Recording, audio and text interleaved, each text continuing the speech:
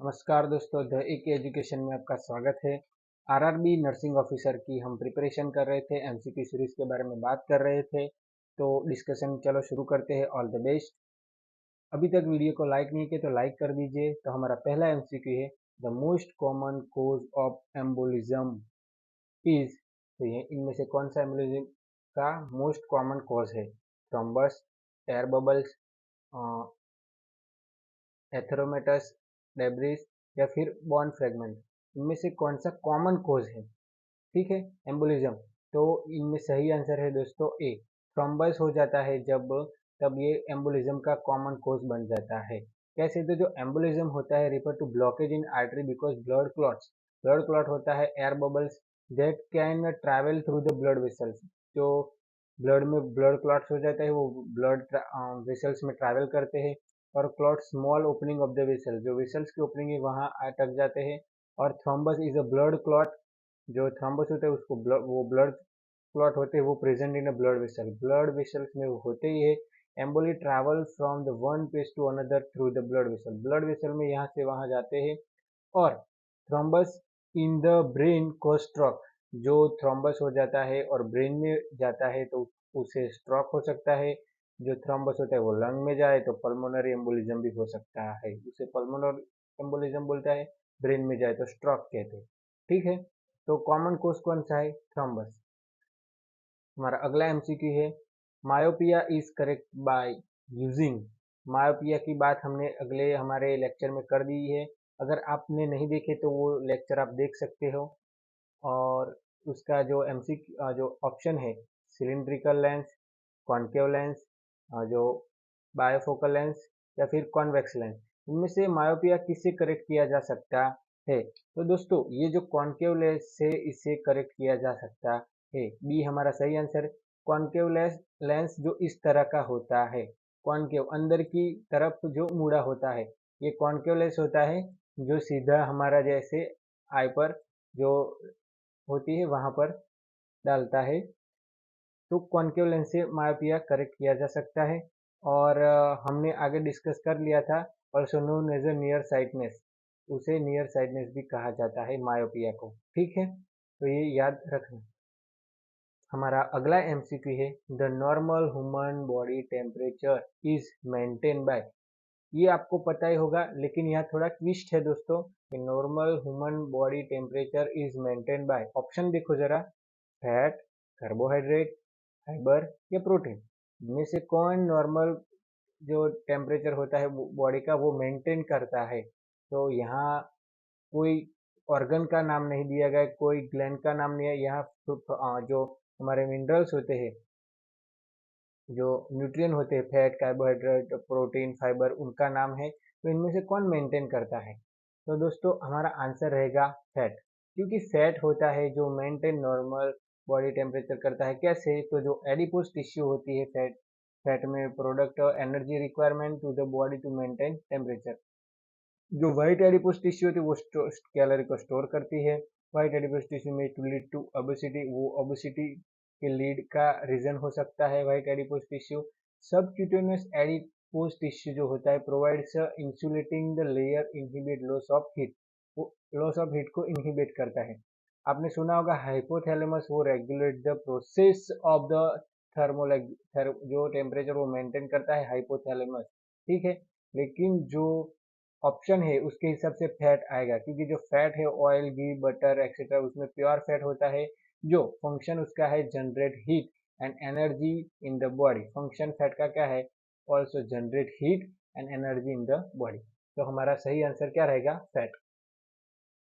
The process involve in the development of mature ovum, process involving development of mature ovum. Ovum का mature जो होता है वो process को क्या कहते हैं? ओजिनेसिस, फर्टिलाइजेशन, गेमेटोजेनेसिस या फिर स्पर्मेटोजेनेसिस। या स्पर्मेटोजेनेसिस दोस्तों स्पर्म के लिए होगा तो ये तो आएगा नहीं।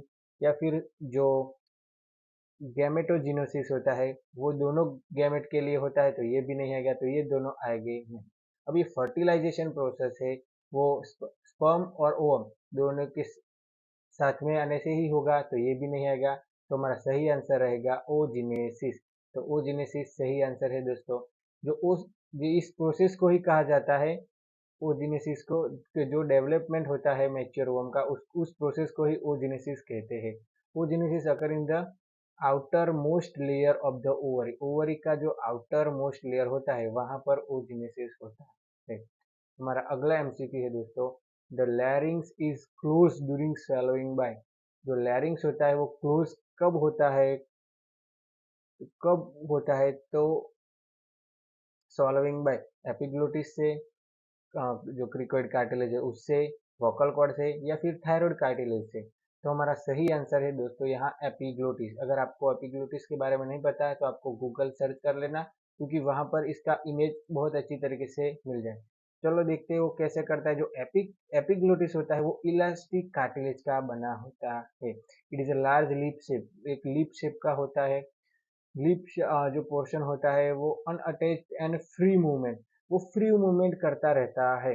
When the food swallowing the larynx, लैरिंग्स से जब फूड swallow होता है, and pharynx rise and epiglottis cover the larynx, जो एपिग्लोटिस होता है वो कवर कर देता है फेरिंग्स को, और जो जो फूड होता है वो डायरेक्टली इसोफेगस में चला जाता है।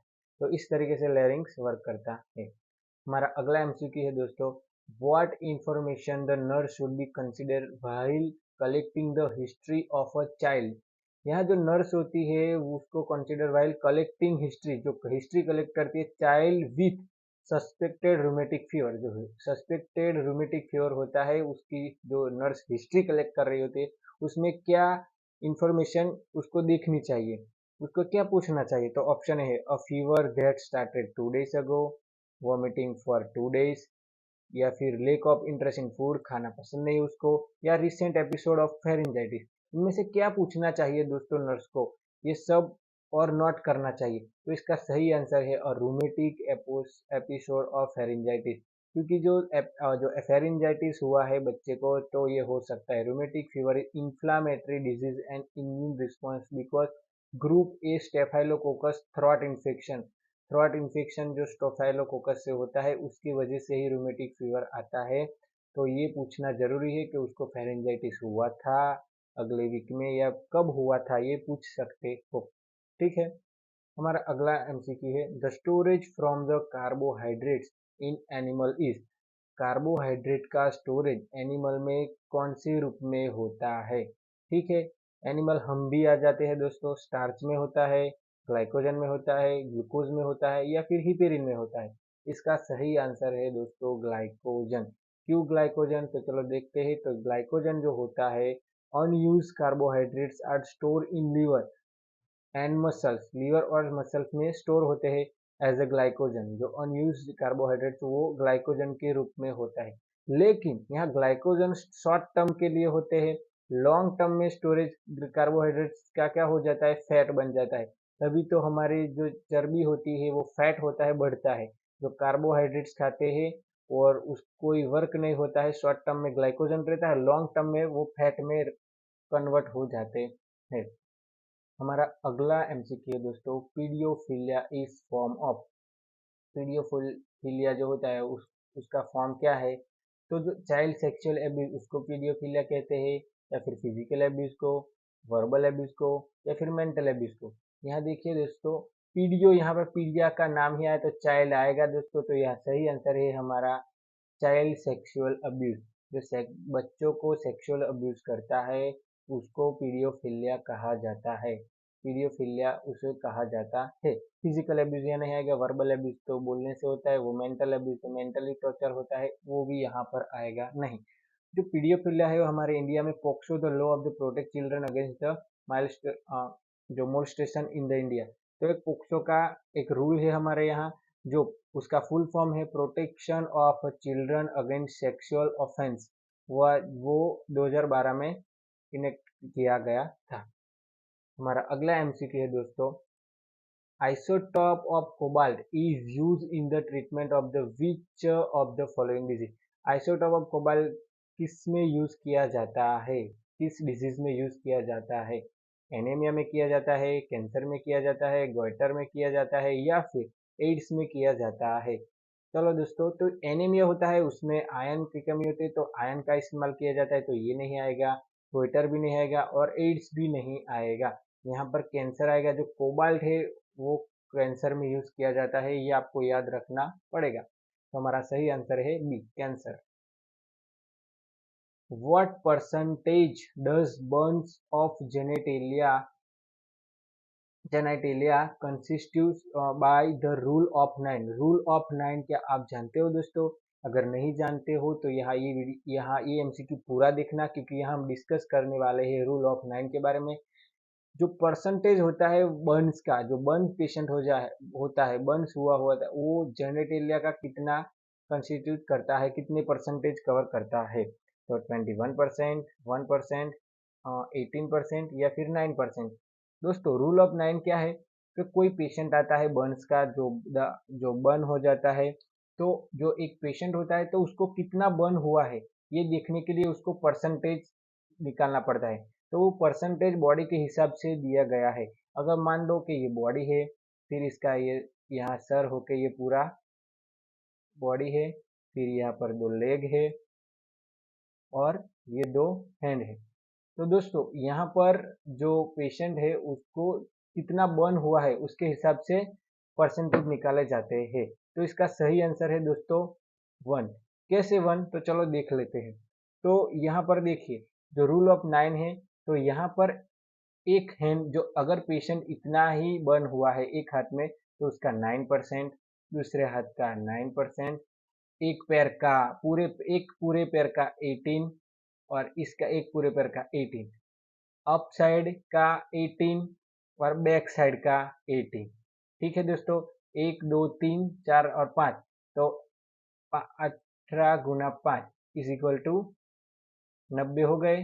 और अगर फेस में बर्न हुआ होगा पूरे फेस का और नेक के साथ, उसका 9% होता है दोस्तों। तो प्लस 9, तो कितना हुआ? 99।